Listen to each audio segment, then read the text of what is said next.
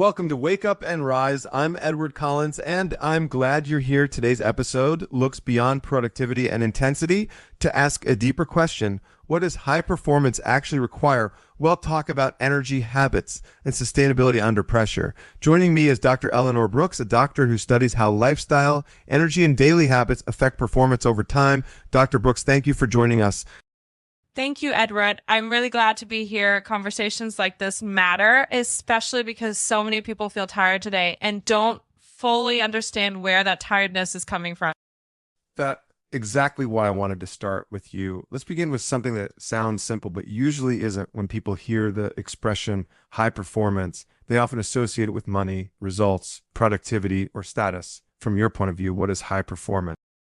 For me, high performance is having energy to do what your life asks of you. That's the clearest definition. It's waking up in the morning with enough energy to take care of your body, to work well, to teach, to lead, to contribute, and then getting home and still having energy to be present with your family. High performance is not just about professional results. It's about being able to perform well in all the roles you have. So it's not something that starts at work. Exactly. High performance doesn't begin at work. It begins in the body. Most people try to perform more by pushing harder at work, but they ignore sleep, nutrition, physical activity, and daily habits when the body is neglected. Performance collapses everywhere else. That's interesting because many people believe the opposite, that discipline means ignoring the body and pushing through.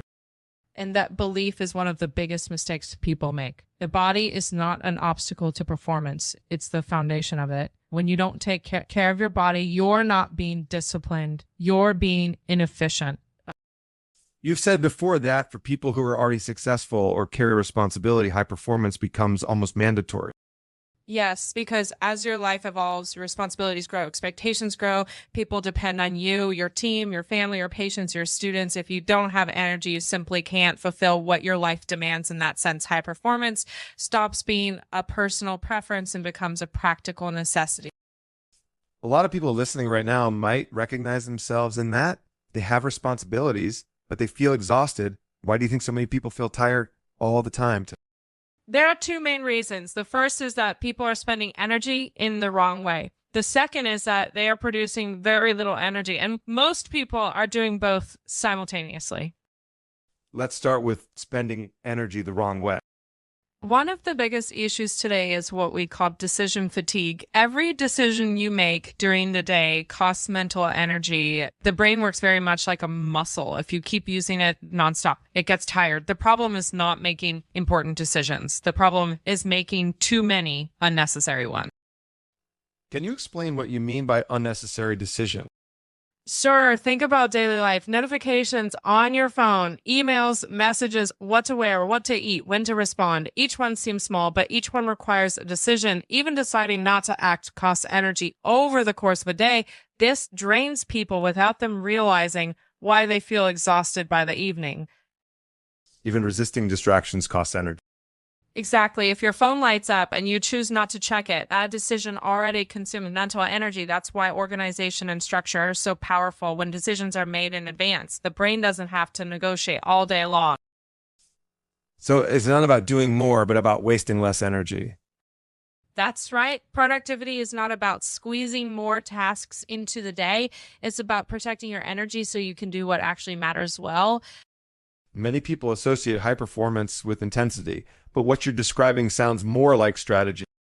Exactly. High performance is strategic. It's understanding that energy is finite. If you spend it carelessly, you won't have it when you need it. Most at work and relationships are in moments that require clarity. That reframes the entire conversation. It does, and it's uncomfortable at first because it forces people to look at how they live, not just how they work. That's why many people resist. Yes, because changing habits feels harder than pushing harder, but pushing harder without energy always ends the same way. Which is burnout. Exactly. You mentioned burnout, and that's a word people hear a lot today, but before burnout happens, there's usually a long road of physical and mental exhaustion. How does the body start to lose energy in the first place? Most of the time, it starts with neglecting basic things. Sleep is the clearest example. People underestimate how much poor sleep drains energy. They think sleeping less will give them more time to work, but the opposite happens. When you don't sleep well, your body doesn't recover, your brain doesn't reset, and the next day you're already starting at a deficit. And many people normalize that deficit. Exactly. They wake up tired and think that's all just how life is. They drink coffee, push through, and repeat the cycle. But chronic fatigue is not normal. It's common, but it's not normal. What actually happens in the body when sleep is consistently poor? Several things, hormones related to hunger and satiety get dysregulated, which leads people to crave more sugar and processed food. Stress. Hormones stay elevated, cognitive performance drops, decision making becomes worse. So the person not only feels tired, but they also start making choices that further reduce energy. It becomes a vicious cycle. Exactly. Poor sleep leads to worse decisions, and worse decisions lead to even poorer sleep. That's why sleep should be one of the first things people look at when they feel exhausted. Some people say I'll sleep better when my life slows down, but life rarely slows down on its own. That's true. Sleep doesn't improve by accident. It improves by priority. People don't need perfect sleep routines, but they need consistency. Going to bed and waking up at roughly the same time already makes a huge difference. Beyond sleep, food plays a big role as well. A massive role. Energy comes from what we eat. If someone's diet is based on ultra processed foods, refined sugars, and constant snacking, the body stays in a state of inflammation, and an inflamed body produces less energy. People often say, I eat, but I still feel tired. The question is not how much you eat, but what you eat. And inflammation doesn't always feel dramatic. Exactly. It's often silent, low-grade inflammation makes people feel sluggish, mentally foggy, unmotivated. They don't feel sick, but they don't feel well either. That's a dangerous place because people get used to it. What about exercise? Many people say they're too tired to exercise.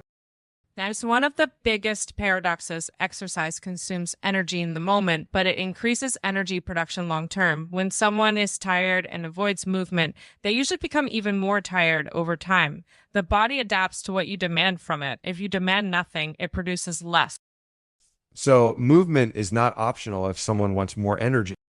Exactly. It doesn't mean extreme training. It means consistency, strength training, some cardiovascular activity, regular movement. These signal the body to produce more energy at the cellular level.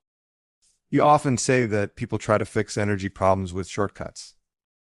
Yes, they look for supplements, stimulants, hacks. Those can help in specific contexts, but they don't replace fundamentals. If someone sleeps poorly, eats badly, doesn't move, and lives under constant stress, no supplement will fix that. Stress is another big factor. Absolutely. Chronic stress drains energy aggressively. When someone is anxious all the time, they're mentally living in the future, imagining problems that may never happen. That constant anticipation burns energy. Depression does something similar, but oriented toward the past. Both states consume enormous mental resources. So mental health is directly connected to physical energy. Completely, a person can be physically healthy on paper, but if they're constantly anxious or emotionally overwhelmed, their energy will be low. Mental health is not separate from performance. It's part of it. Many people feel guilty when they're tired, as if it's sign of moral failure. And that guilt makes things worse. Energy problems are not solved by self-criticism. They're solved by understanding how the system works. When people understand that energy depends on sleep, food, movement, and mental state, they stop blaming themselves and start adjusting their habits. That understanding alone can be relieving. It is, because it gives people a sense of control. Instead of saying I'm broken, they can say something in my routine is misaligned. If someone listening wants to start improving energy at the body level, where should they begin? Start with sleep, then look at food quality, then add consistent movement. These three alone already change most people's energy levels dramatically. Everything else builds on that foundation. It sounds simple, but it requires honesty. Exactly. And consistency. Energy is not built in one day. It's built through daily habits repeated over time. Earlier, you mentioned decision fatigue, and I think many people hear that term but don't fully grasp how much it affects their daily energy. Can we go deeper into that? Absolute. Decision fatigue is one of the biggest invisible drains of energy today. The brain has a limited capacity to make decisions. Every choice you make consumes a bit of mental energy. When that energy runs low, your ability to decide well decreases.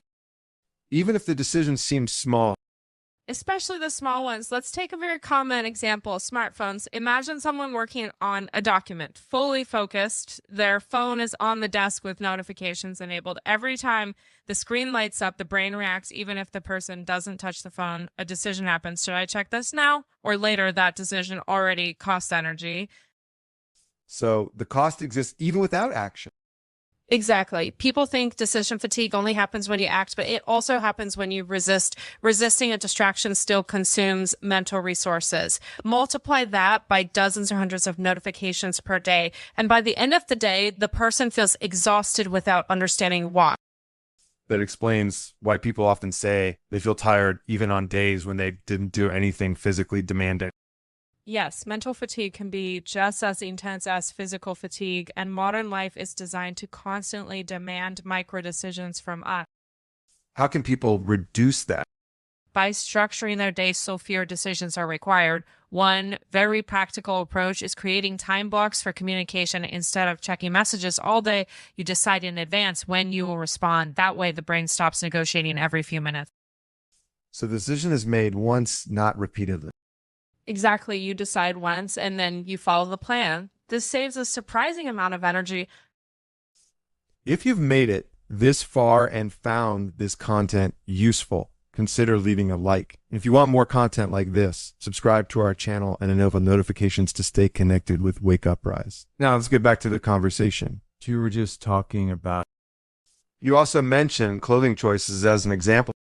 Yes, it's a simple but powerful example. Many people open their closet in the morning and spend time deciding what to wear. That's another decision. Some people in highly demanding professions reduce that by standardizing their clothing, not because they don't care about style, but because they care about preserving mental energy.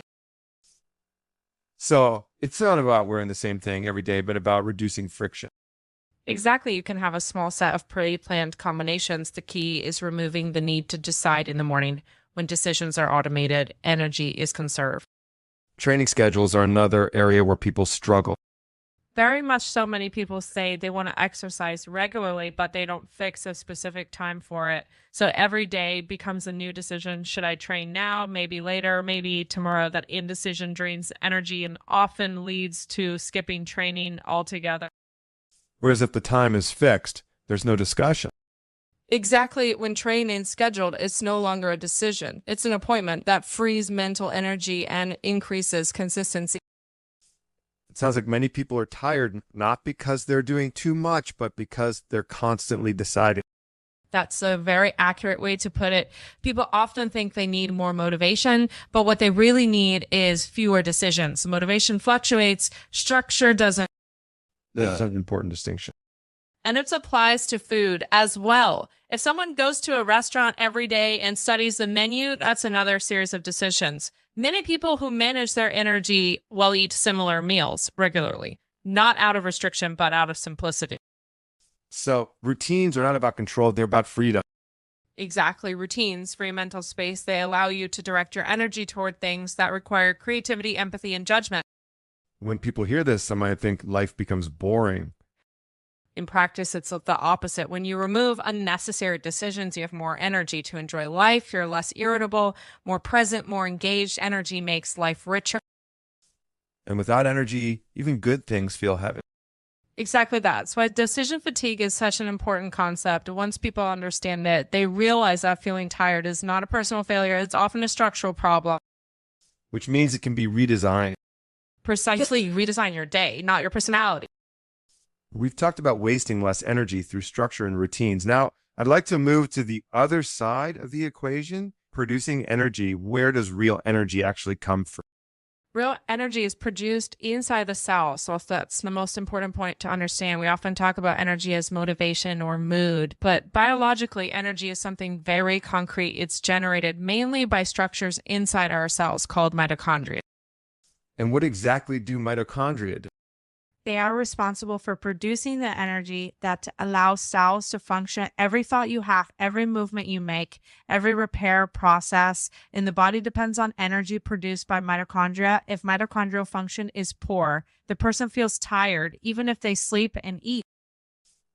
So it's not just about rest. Exactly. Rest is necessary, but it is not sufficient. The body needs signals to produce energy. And those signals come mainly from movement, nutrition, and metabolic health. Let's talk about movement first. Movement is one of the strongest signals the body receives when you exercise, especially strength training and cardiovascular activity. The body understands that more energy will be required in the future. In response, it increases mitochondrial number and efficiency. That's why people who exercise regularly often report having more energy, not less. Even though exercise feels tiring in the moment. Exactly, that's if the paradox. Exercise consumes energy acutely, but it increases energy production chronically when people stop moving because they feel tired. The body adapts by producing even less energy over time. So avoiding exercise because of fatigue can actually worsen fatigue. Precisely, that's where Salmon. People say, I'm too tired to exercise, but gentle, consistent movement is often what helps restore energy. And what about nutrition? How does that affect energy production? Nutrition is fundamental. The mitochondria need proper fuel. When someone's diet is dominated by ultra-processed foods, refined sugars, and constant snacking, the body stays in a state of inflammation. Inflammation interferes with mitochondrial function and reduces energy production. And inflammation isn't always obvious. That's an important point. Low-grade inflammation doesn't necessarily cause pain or acute symptoms. It often shows up as mental fog, low motivation, slow recovery, and constant tiredness. People feel off, but they can't identify why. So many people normalize that feeling. Yes, they think that it's just adulthood or aging, but in many cases, not age. It's a lifestyle. What kind of dietary patterns support better energy production? Diets based on real, minimally processed foods, adequate protein, healthy fats, vegetables, and stable blood sugar. When blood sugar is constantly spiking and crashing, energy fluctuates dramatically throughout the day. That explains the afternoon crash many people experience. Exactly. They eat a high sugar lunch, feel sleepy, an hour later drink coffee, and repeat the cycle. That roller coaster is exhausting for the body. Many people look for supplements to fix this. Supplements can help in specific situations, but they are not the foundation. If sleep, nutrition, and movement are not in place, supplements won't compensate. They're additions, not solutions. Stress also plays a role in energy production. A very big role. Chronic stress keeps the body in a constant state of alert. Stress hormones stay elevated, which interferes with recovery, digestion, and energy production. Even if someone eats well and exercises, unmanaged stress can sabotage energy. And stress today is often psychological, not physical. Exactly. The body reacts to psychological stress the same way it reacts to physical danger. Constant worry, pressure, and anticipation drain energy continuously. That brings us back to mental health. Yes, mental health is inseparable from physical energy. Anxiety and depression consume enormous mental resources. They keep the mind trapped in the future or the past, which is energetically expensive. So when someone feels exhausted, it's rarely one single. Exactly. It's still usually a combination: poor sleep, poor nutrition, lack of movement, high stress, and too many decisions, energy problems, or systemic problems. Which means fixing energy also requires a systemic approach. Yes, you don't fix energy by changing one thing for 1 week. You fix it by aligning daily habits over time. When that alignment happens, energy slowly returns, and people are often surprised by how different life feels. In a good way. In a very good way. Clarity improves, mood improves, patience improves, energy changes how you experience everything. You've explained energy from a very practical, biological perspective. I'd like to connect that now to longevity. When you talk about living longer, what do you actually mean by that? I don't mean simply adding years to life. Living longer only makes sense if those years are lived with quality. Longevity for me is about arriving well at older ages. It's about being independent, mentally clear, physically capable, and emotionally present for as long as possible. So it's not just about avoiding death. Exactly. Death is unavoidable. What we can influence is how we live before it today. Medicine is very good at keeping people alive, but not always good at keeping them well. Many people live longer, but spend the last decades of life moving from one hospital visit to another, losing autonomy little by little. That's not the goal. That's not the goal thing. What would be the ideal scenario in your view? The ideal scenario is to live well for a long time and have a relatively short period of decline at the end, to be active, engaged, and functional until late in life, and then decline quickly, not slowly, over many years. That requires planning and daily care. That is a very different way of thinking about aging. Yes, many people think aging automatically means decline, but a large part of what we associate with aging is actually the accumulation of poor habits over time. Energy levels, muscle mass, metabolic health, these don't disappear suddenly. They erode slowly if they're not maintained. There's also an emotional dimension to this, isn't that? Very much. So longevity is deeply relational. It's about being present for people across generations, being able to play with your children, then your grandchildren, being able to mentor younger people to contribute with experience and wisdom. None of that is possible without energy. You've mentioned before that your interest in longevity is personal. It is. I was raised largely by my grandparents. They were educators, very curious people, always reading, always learning as a child. I spent a lot of time with them. At some point, I became aware that they wouldn't be there forever. I remember thinking very naively that I wanted to find a way to keep them alive. That's a powerful memory. It is, of course, I later understood that immortality isn't possible, but that early desire transformed into something more realistic, helping people live fully for as long as possible, helping them arrive at older ages with dignity, autonomy, and presence. That gives your work a very human foundation. Longevity can't be just numbers or statistics. It's about real lives, real families, real moments. Energy is what allows those moments to happen. Many people postpone thinking about longevity. They say, I'll worry about that later. And that's one of the biggest mistakes. Longevity is not something you fix at 60 or 70. It's built at 30, 40, 50. The habits you repeat today are shaping how you'll live decades from now. So everyday choices matter more than people realize. Absolutely. Sleep, nutrition, movement, stress management. These are not short-term decisions. They are investments in your future self. When people understand that, they stop seeing healthy habits as sacrifices and start seeing them as acts of care. That reframing changes motivation. It does. You're no longer exercising just to look better next month. You're exercising so you can carry your own groceries at 80. You're sleeping well so your brain remains sharp later in life. That perspective is very powerful. It also brings patience in the process. Exactly. Longevity requires patience and consistency. There are no shortcuts, but the reward is enormous. A life lived with more energy, more clarity, and more presence. When you look at people who age well, what do they tend to have in common? They respect basics. They move regularly. They eat simply. They sleep consistently. They maintain relationships. They don't live in constant chaos. And importantly, they adapt as the body changes. They adjust their habits instead of fighting reality. Adaptation instead of denial. Exactly. Denial wastes energy. Adaptation preserves it. And that brings us back to where we started, energy as the foundation. Yes, energy is what connects performance today with quality of life tomorrow. Without energy, longevity becomes just survival. With energy, it becomes living. We've talked about energy, habits, and longevity. I'd like to make this even more practical. How does the body signal that something is wrong before a real breakdown happens? The body is constantly communicating.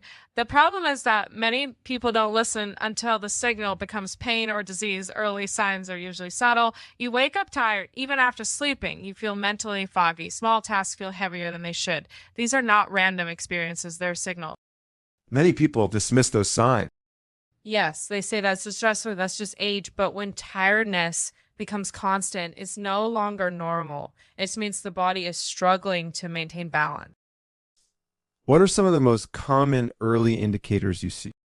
Persistent fatigue is the first one, then irritability, loss of patience, difficulty concentrating, reduced motivation. People also notice that recovery takes longer. A bad night of sleep affects them for days instead of hours. Recovery speed is an important marker.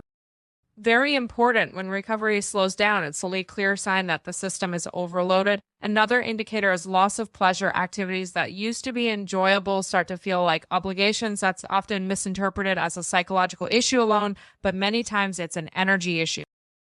How do relationships reflect low energy? Low energy shows up as emotional withdrawal. People become less available. They listen less. So they get irritated more easily. It's not that they don't care, it's that they don't have enough energy to engage. That can create misunderstanding. Exactly. Partners, children, colleagues may think the person is distant or uninterested when in reality they're exhausted. At energy deficits often masquerade as personality changes. Are there physical signs as well?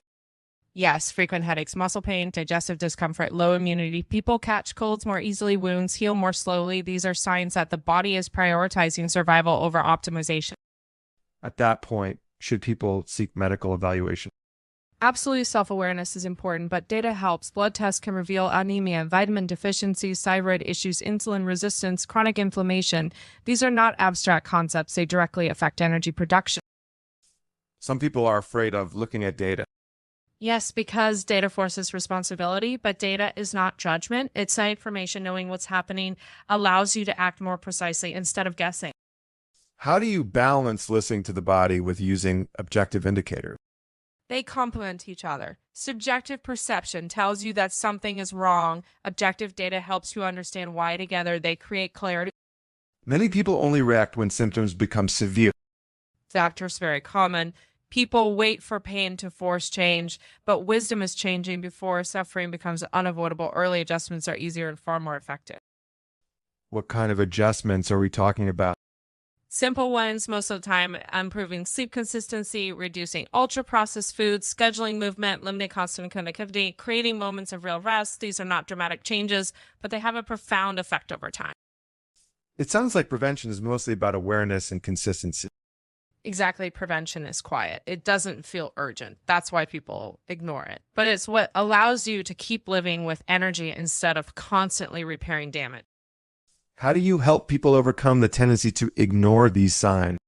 By reframing them. Fatigue is not weakness, it's feedback. The body is incredibly intelligent. When it signals discomfort, it's asking for adjustment, not punishment. That reframing changes how people relate to themselves. It does. Instead of fighting the body, they start collaborating with it. That's when real change becomes possible. And that collaboration seems to be the common thread throughout this conversation. Yes, high performance, energy, longevity, they all come from alignment, not force.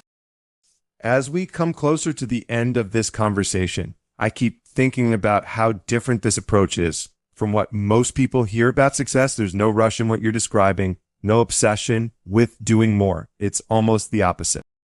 Yes, it's just a different logic. Most people are taught to accelerate when something feels difficult, but many times the real solution is to slow down and look carefully at how energy is being used and produced. When you do that, a lot of problems become clearer. Throughout this conversation, one idea keeps coming back: alignment. Alignment is essential when your habits, your body, and your responsibilities are aligned. Life feels lighter, not easy, but lighter. When they're misaligned, even simple things feel heavy. Many people listening might be asking themselves right now, where do I start, not in theory, but in real life tomorrow morning? I would say start by observing. Before changing anything, observe how you feel when you wake up, how you feel midday, how you feel at night. Notice where energy drops. Notice what drains you and what restores you. That awareness alone already changes behavior. Almost like creating a map.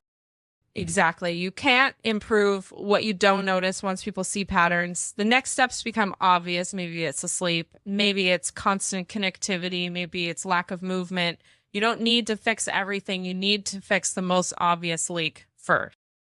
That idea of leaks is very powerful. Because energy loss is often subtle. It's not one big mistake. It's dozens of small ones repeated every day. The good news is that small corrections, when done consistently, create very big changes over time. You've emphasized consistency many times. Because consistency is what the body responds to. Extreme efforts don't build energy. Regular habits do. The body adapts slowly, but very reliably to what you do most often. That requires patience. It does. And patience is difficult in a culture that wants immediate results. But when people experience even small improvements in energy, they become more patient because life starts to feel better. If you could leave listeners with one central idea from this entire conversation, what would it be? That energy is not a luxury. It's a prerequisite. Without energy, goals don't matter. Relationships suffer and life becomes survival instead of living. Taking care of energy is not selfish. It's necessary. That reframes self-care completely. Yes. Self-care is often misunderstood as indulgence. In reality, it's maintenance. Just like you maintain a car or a business, you need to maintain your body and mind. Ignoring maintenance always leads to breakdown. This conversation feels like an invitation to live more intentionally. That's a beautiful way to put it. Intention changes everything. When people live on autopilot, energy leaks everywhere. When they live intentionally, even demanding lives become sustainable. Dr. Brooks, I want to thank you deeply for this conversation, for your clarity, your honesty, and the way you translate complex ideas into something people can actually apply. Thank you, Edward. I really appreciate the space you created here. Conversations like this allow people to reflect without pressure, and that's very valuable. I would be very happy to return for a future conversation. I hope you enjoyed today's episode and that this content makes a difference in your life. If you'd like to suggest other topics for the channel or share what you thought about this episode, feel free to leave a comment. Until next time. Bye-bye.